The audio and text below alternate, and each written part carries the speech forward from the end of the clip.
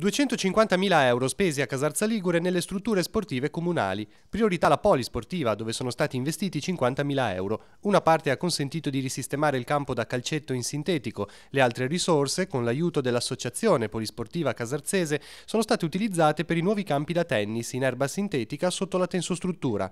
Realizzerete accanto anche un parcheggio, con quale spesa? Il parcheggio, che è in corso di realizzazione, prevede una spesa di circa 60.000 euro e servirà non soltanto a tutta la contrada, che è un'importante zona di Casarza, ma anche ai campi della polisportiva e a tutti i fruitori di questa realtà che viene utilizzata da tanti appassionati di sport e non solo. Quanti posti auto? Sono circa 25 che si vanno ad aggiungere agli altri già presenti. Per il campetto sportivo comunale di Francolano, accanto al circolo arcobaleno, uno spazio sottoutilizzato da anni, sono stati messi a bilancio oltre 45.000 euro. Servirà non soltanto ai giovani di Francolano che potranno avere uno spazio per poter giocare, ma anche alle società sportive del nostro comune, perché lì vogliamo portare il settore giovanile della C di Casarza, vogliamo portare il volley e anche il basket. Ricordo che la palestra comunale, siamo l'unico comprensorio, viene data a €1 l'ora alle società sportive. Infine il campo sportivo di via San Giovanni. Qui sono stati affidati lavori per 100.000 euro, di cui 50.000 elargiti dalla Lega Calcio.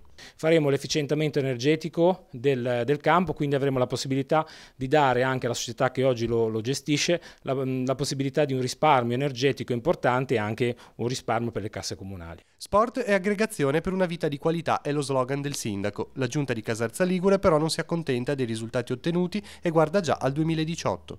Nel prossimo anno investiremo tanto sull'efficientamento energetico, sui parchi e sui giardini pubblici. Crediamo che chi viene a vivere a Casarza deve avere la possibilità di vivere in un paese tranquillo, sicuro e un paese dove si può vivere bene e anche fare un sacco di sport e di attività collaterali.